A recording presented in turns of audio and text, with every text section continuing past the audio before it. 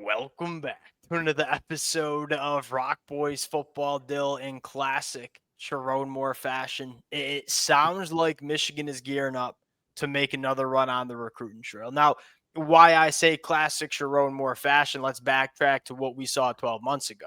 Like, it wasn't only Bryce Underwood late in the 2025 cycle, Dill. It was a laundry list of high caliber guys. It was Shamari Earls. It was Nate Marshall. It was Nadewu Boateng. It was Ty Haywood. Here's the interesting conversation that we're probably going to argue about. And that is, hey, where is Michigan going to direct their resources in the roster building process this offseason? Because last year we saw all the resources get poured into building that 2025 class. And Dill, I'm going to say this. I don't blame Sherrone Moore. Like, a lot of those freshmen Michigan went out and got, they're going to be dudes for Michigan over the next couple of years. This year, I do think Sherrone Moore is going to look to make a splash or two in the 2026 class. I wouldn't be surprised if you see Michigan allocate a little bit more of their time, energy, and resources making some additions in the transfer portal. Because you look at this team, and this is just my personal take. We'll get into it because I know you don't agree with all of this. The young talent, the young pipeline, it's there. The way I look at it, like the talent that we have year one, year two cats, and a really strong 2026 class that's already built, feel good about the young talent on this roster. What I think Michigan needs going into 2026, a few immediate impact difference makers at some pretty dire positions, most notably wide receiver. So we'll get into that conversation as well, though. This is going to be a nitty-gritty roster building conversation that I fully appreciate. Hey, it might not be for every college football fan out there, but I know a lot of the Michigan fans do appreciate it. Let it fly in the comment section. Appreciate you guys. If y'all do enjoy the content, consider subscribing to the channel. And I think we're all hoping that it's as busy of a December and November as it was last year. Though without further ado, let's get into it. Now, let's start with the position that's drawn the most noise from the Michigan fan base, the Michigan fans who follow this stuff closely. It's the off-ball linebacker position.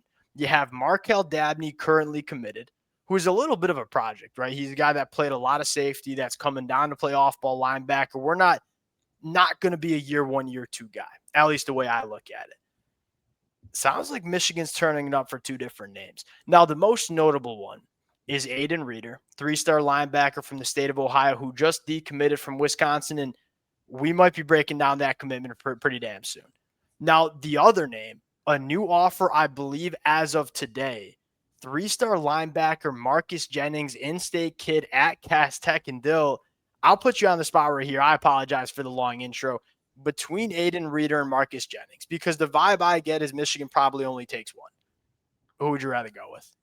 I'd probably take Aiden Reeder, mainly because I think he projects a little bit more strongly to like big time linebacker potentially. And he is not a finished project. I think there's a reason he's probably ranked where he's at. Yep. Like, certainly needs to play more physically and like just look more the part as a pure player, maybe. But aside from like physically, I mean, he looks like he projects more to what I think the directional linebacker play is going. To me, Marcus Jennings, I just kind of wonder, like, what's going to be your size there? Like, is he going to be a 230 pound plus guy at any point in his career? Okay, I see where you're coming from. And the argument for Aiden Reeder is there's no better way to say it than the kid's a looker, man. Like 6'3", 215 pounds. Just go look up a picture of this cat. Is a guy you want playing Big Ten linebacker, right? I gravitate towards Marcus Jennings, and I have a couple of different reasons for this one. Number one, 11-second 100-meter dash. This kid flies. I mean, he is a supercharged off-ball linebacker that closes distance at an elite level. And I look at where this modern era of the sport is, especially with some new teams entering the Big Ten, USC, Oregon, obviously always have to play Ohio State. What do those teams do? Like they spread you out and they make you go run, chase, and tackle. And for the longest time, Michigan was a little stuck in the mud at the linebacker position. We just flat out were not fast enough on defense. I'm leaning into speed at the linebacker spot. Marcus Jennings, an 11-second 100-meter dash time. And Dill, you best believe me, go turn on that senior year film. He plays that Well, fast too. he plays that way too. You're right. Like I think just pure play, his is probably at a higher level right now than where Aiden Reeder's at. I just again, it gets back to like projecting him forward, especially at Yeah. a position that I don't think Michigan needs a ton of instant impact. Like you look at where the linebacker room's at, I Yep. think you feel pretty good for the next couple of years that the pipeline's pretty well filled up. I'm okay taking a guy who, again, right now, would he be a player? No, but I What? think projects maybe a little bit better than Aiden Reeder. What? So here's the thing with Marcus. My question with Marcus Jennings is how big is he gonna get, right? Like it kind of reminds you of Native Boateng last cycle. It's like Native Boateng is rocked up, and he was rocked up that way at IMG Academy too. It's like, all right, how much more mass can you put on this cat? You might have a similar question with Marcus Jennings too, a little bit more of a narrow cat. And it's a little bit of a personal preference. I value speed, man. Like I want guys who can fly around the football field. And I think Marcus Jennings, he can do that. And he's really, really good in space. I mean, he has a lot of experience playing safety. And I guess the cherry on top here before we move on is Cass Tech, Detroit, Michigan. And not only do I think it's important to have that presence on your roster, but I take a sneak peek to 2027 and 2028. Like there are some big names that are coming from that high school. I would not mind grabbing a few or grabbing a guy like Marcus Jennings in the 2026 class. Let's take it back, big picture, Dill.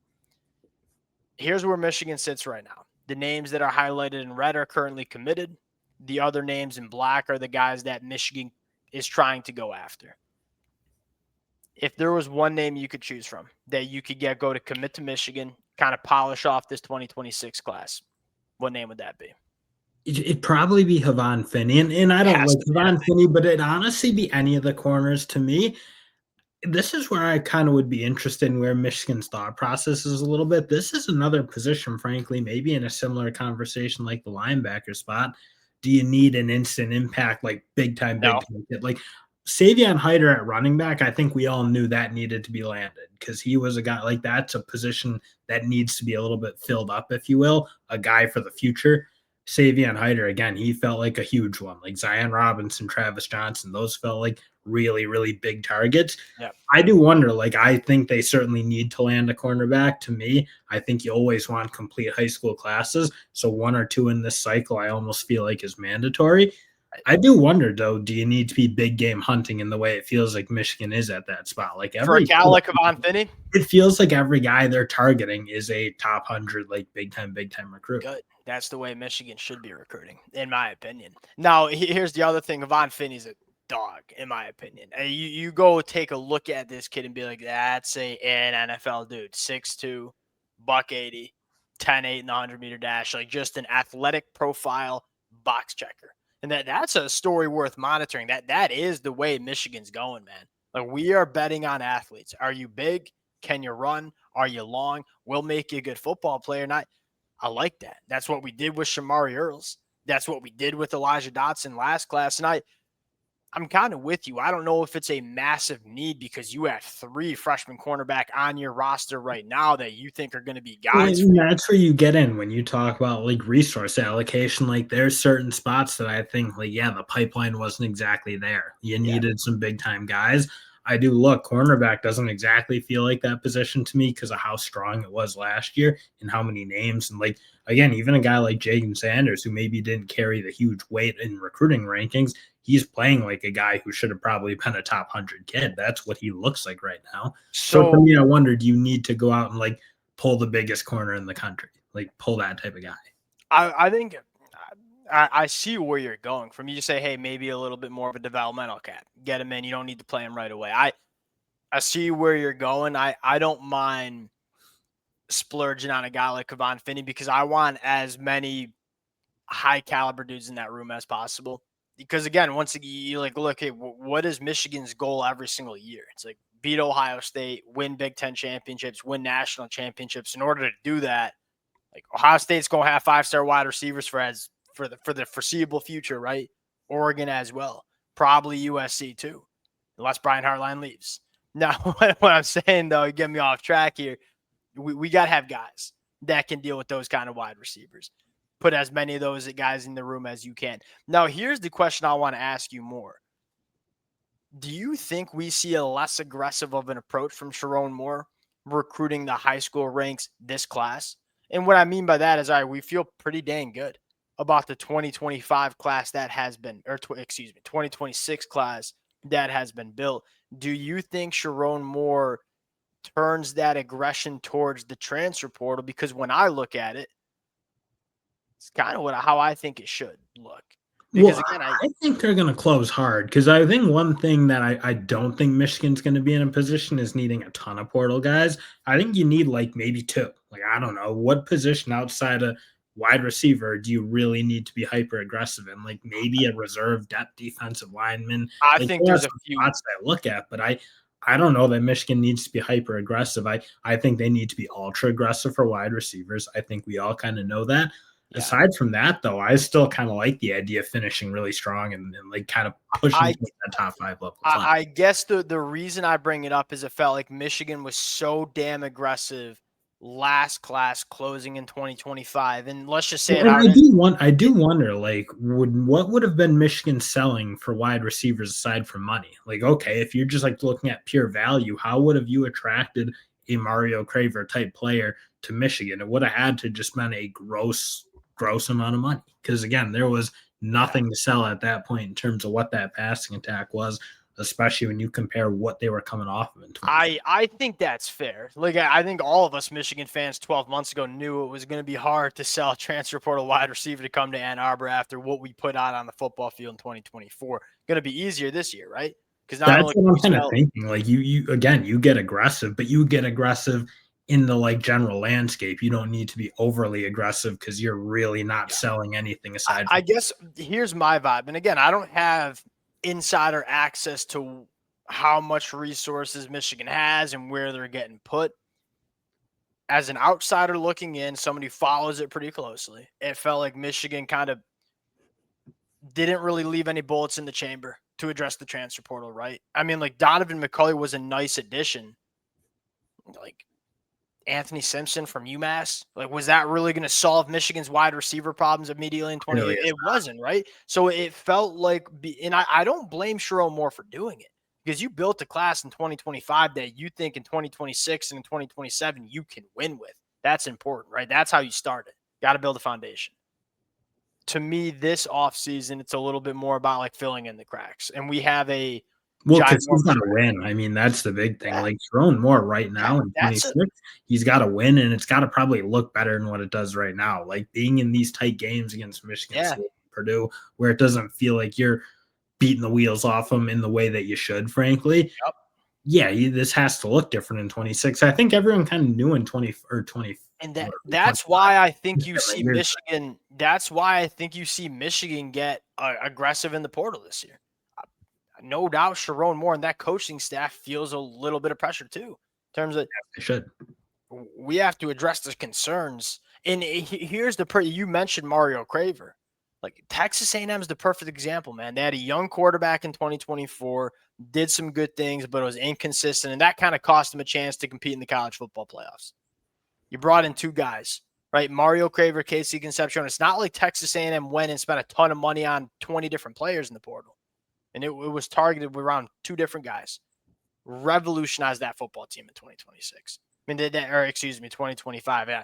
And when you're talking recruiting in the middle of a season, I know. the years are tough. But what I'm saying is they went out and got two difference makers at wide receiver, and it revolutionized that football team specifically on offense. They went from a team that was not in the playoffs to a team that I think can win a national championship.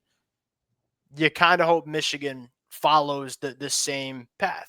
Yeah, Like but Mike that, I guess my push, the one I don't think it's an either or right now. I think Michigan can frankly compete for high levels in both. Because yeah, again, I don't yeah, think Michigan's in the position that certain teams are, where they're looking and like, yeah. okay, we're going to need to build a whole new team. Basically, like Michigan, not going to need to be aggressive with the offensive line, not going to need to be super aggressive. I don't think with the defensive line.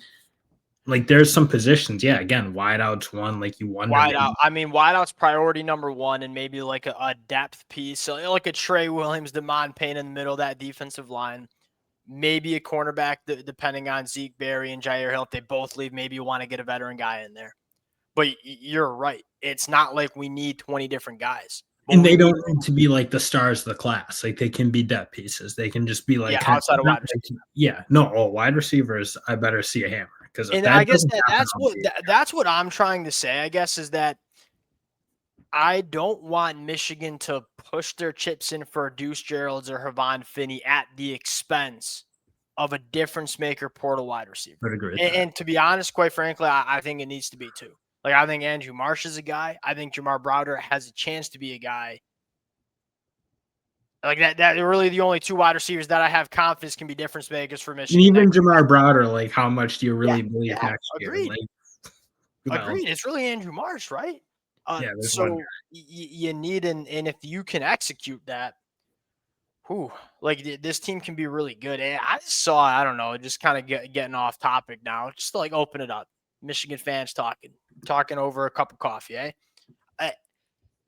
I saw a Michigan fan talking about Grant Newsom's job security. Stupid. You think so too? Because look, I was in that camp 12 months ago. I ain't gonna lie to you. I ain't gonna lie. 12 months ago, I was like, do we need to evaluate Grant Newsom coaching this He off? did what he had to do this year. He's done a really good job this year. Look at what he's doing with 3 redshirt freshmen starting. I mean, holy smokes. And he's recruiting well, obviously, with guys like Ty Haywood and Babs. Did a really good job with Malachi Lee as well. I vehemently disagree with any change needed on the offensive line because I think this unit has gotten astronomically better as the year has progressed, and I think it's going to be damn good 2026. Happy we agree on that. We don't agree on a ton. We agreed on that. We'll round it out there. A lot of nitty-gritty roster building come over the next couple of months. Appreciate you guys rocking with it. If y'all do enjoy the content, consider subscribing to the channel, and we'll talk to y'all later. Peace.